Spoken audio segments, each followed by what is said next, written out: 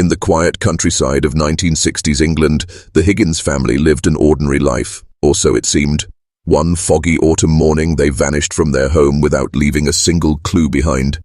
No signs of struggle, no notes, no witnesses, just silence, and a lingering sense that something far darker was at play. Decades later, the mystery remains unsolved. What really happened to the Higgins family? The Higgins family of Norfolk, England, were the embodiment of post-war suburban stability. In 1960, they lived in a modest brick house on the outskirts of a quiet village. John Higgins, a 42-year-old railway clerk, Margaret, his 39-year-old wife and a part-time school secretary, and their two children, Peter, age 11, and Sarah, age 8. By all accounts, they were polite, responsible, and well-liked members of the community. Neighbors often described them as ordinary to the point of being forgettable, a phrase that in hindsight only deepened the enigma. John was known for his punctuality and quiet demeanor. He kept to himself, rarely joining the men at the local pub, preferring to spend his evenings reading or tending to his garden. Margaret was more sociable, active in the village church and school functions. She baked regularly for local events and was often seen walking their border collie, Toby, through the winding lanes of the countryside. The children were reportedly well-behaved and attended the local primary school without incident. Nothing about their lives suggested trouble or turmoil. Financially, the family lived within their means. There were no outstanding debts, no recent changes in employment, and no reported arguments or marital issues. Their house was neat and well-maintained, filled with modest furniture and a collection of family photographs, standard for the time. There were no criminal records, no military affiliations, and no known enemies. They lived the kind of life most people considered safe, quiet, and uneventful. What makes the Higgins case particularly chilling is the sheer lack of foreshadowing. There were no cries for help, no sudden withdrawals from social life, no strange behavior leading up to their disappearance. Even in the days immediately before they vanished, neighbors saw them going about their usual routines. Margaret hanging laundry, John cycling to the train station, the children playing outside. Everything appeared normal.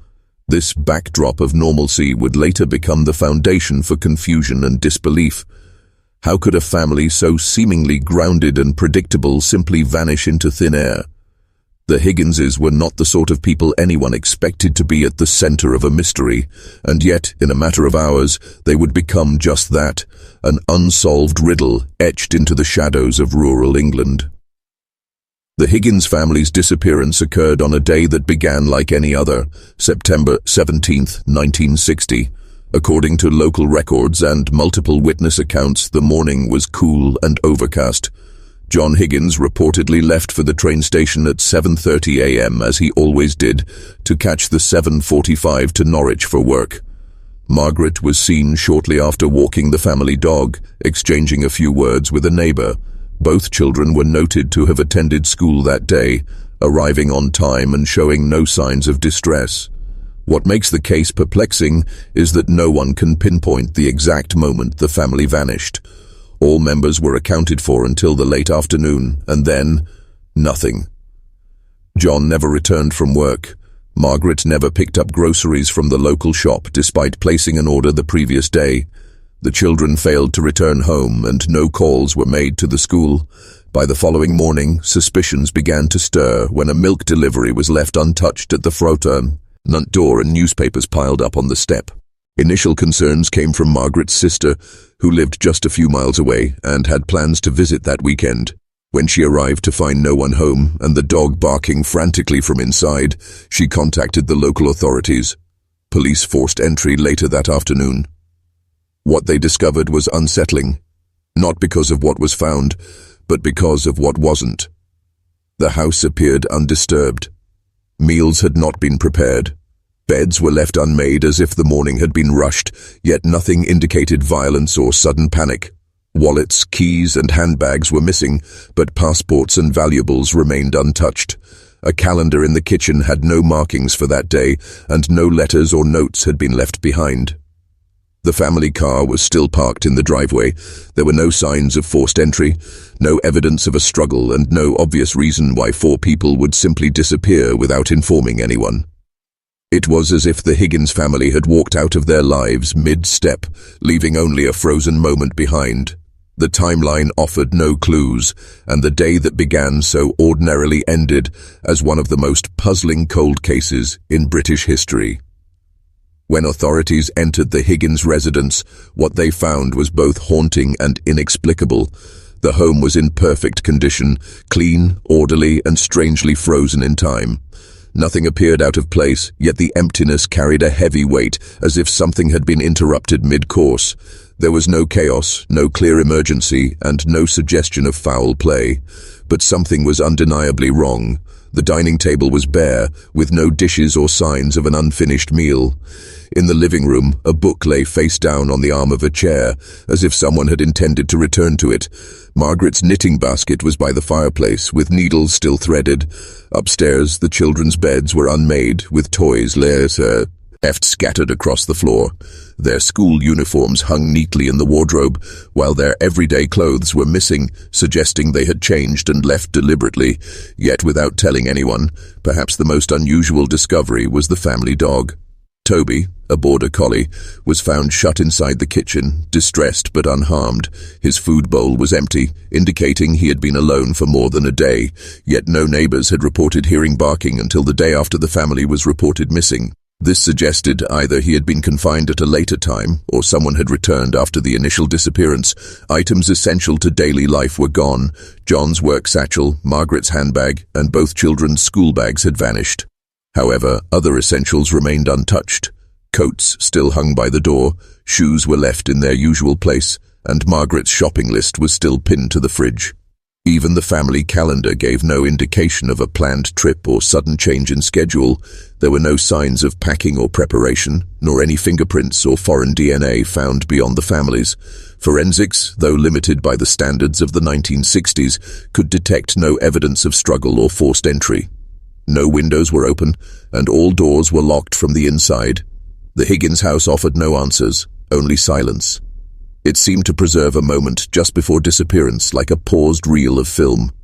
Investigators would later describe it as one of the eeriest scenes they had encountered, not because of what it showed, but because of what it refused to reveal. The disappearance of the Higgins family quickly escalated from a local curiosity to a national concern. Norfolk police launched an extensive investigation within 24 hours of the family being reported missing. Given the lack of struggle or signs of violence, the initial theory leaned toward a voluntary departure, perhaps a planned escape or family emergency, but that idea unraveled fast.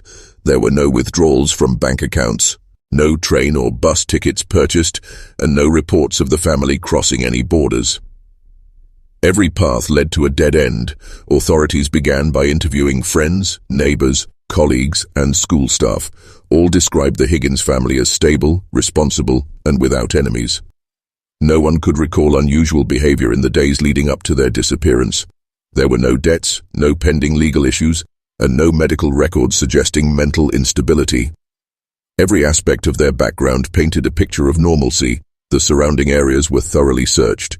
Police combed nearby woods, ponds, and abandoned buildings. Helicopters were dispatched to scan the fields from above.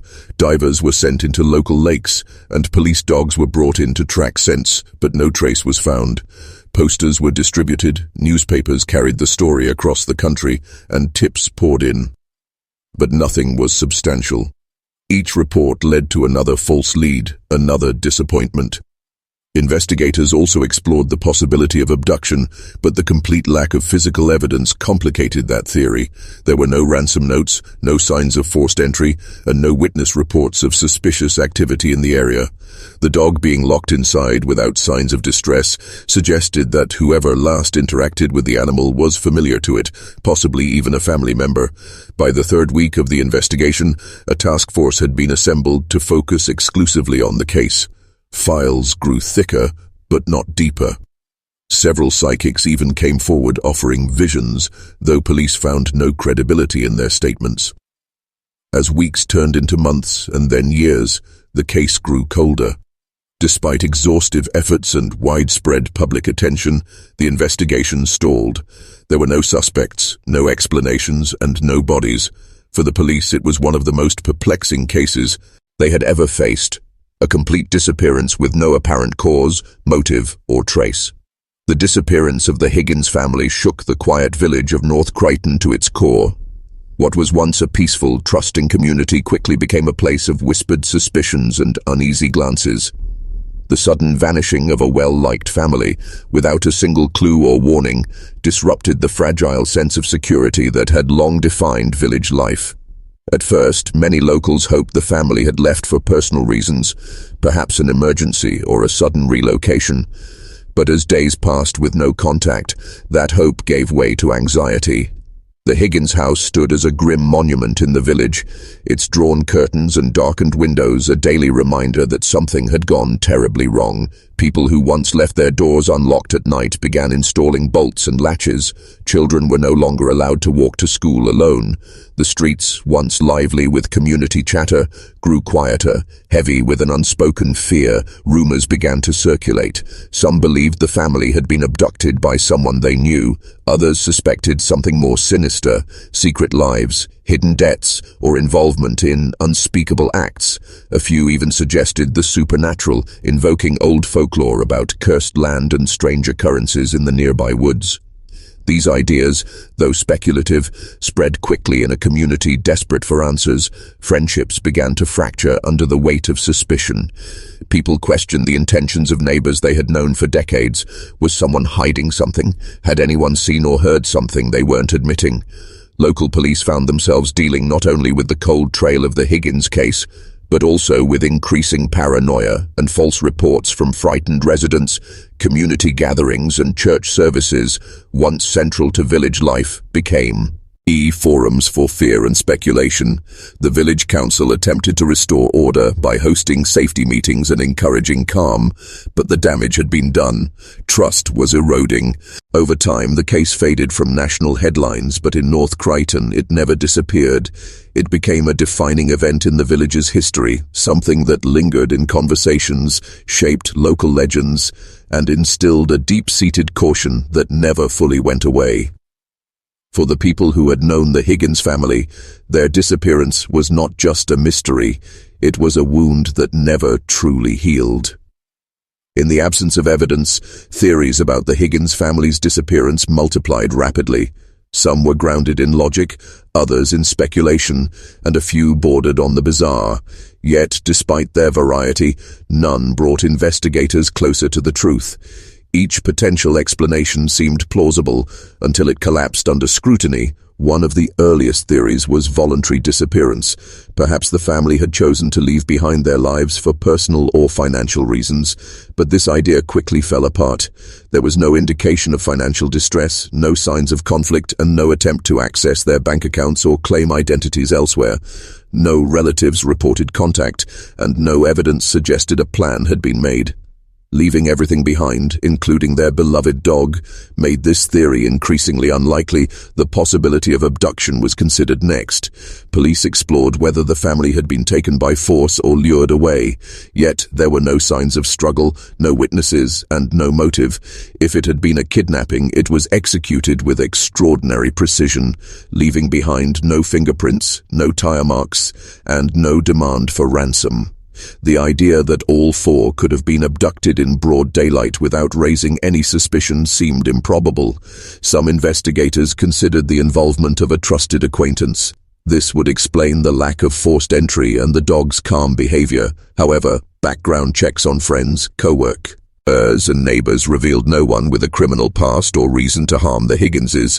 No person of interest ever emerged, and polygraph tests offered nothing conclusive. More fringe theories began to emerge as time passed. Some speculated that John Higgins was involved in something covert, possibly Cold War espionage, leading the family into a witness protection program or worse. But there was no evidence of intelligence ties or secret government involvement. Others suggested a tragic accident had occurred, and the family's remains had never been found. Yet the search areas had been extensively combed with no result.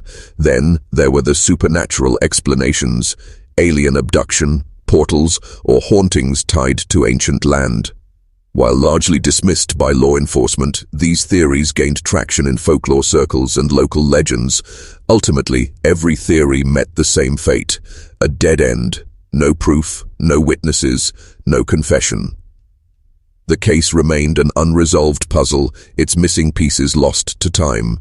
More than 6 decades have passed since the Higgins family vanished, yet their story continues to cast a long shadow over the village of North Crichton and beyond. What began as a sudden disappearance has become a haunting legend, one that refuses to fade even as generations come and go. The house they left behind was eventually sold, but none of its later occupants stayed for long. Whispers of strange noises, unexplained cold spots, and feelings of being watched circulated, further fueling the mystery. Over the years, amateur investigators, journalists, and paranormal enthusiasts have all attempted to solve the case. Countless articles, documentaries, and theories have kept the mystery alive in public consciousness. Online forums have dissected every known detail, trying to reconstruct a truth that has remained frustratingly out of reach. Yet, the more the case is studied, the more questions seem to arise. In 1992, a construction project near the village unearthed several unidentified bones, sparking renewed interest in the Higgins case. However, forensic testing concluded they belonged to livestock, not humans. In 2008, a man claimed to have found an old journal in an attic mentioning the Higgins family and the Night of Silence, but it was quickly dismissed as a hoax. These occasional flickers of hope have only deepened the collective obsession while never delivering answers for the families that remain connected to the Higginses, distant relatives, old friends, and aging neighbors. The disappearance is not just a mystery, but an open wound. Some still leave flowers at the edge of the woods where search parties once combed. Others have simply stopped talking about it, weary of speculation and haunted by the silence. The official case remains open but inactive. Every few years, new detectives are assigned to review the file, hoping fresh eyes might see something previously missed. Yet nothing new has ever emerged. No letters, no sightings, no confessions. The disappearance stands untouched, as if time itself refuses to disturb it. In the end, the story of the Higgins family endures not because of what is known, but because of what remains unknown. It is a story suspended between fact and folklore, memory and mystery. And until the day real answers surface, if that day ever comes, it will remain one of England's most chilling and unresolved vanishing acts.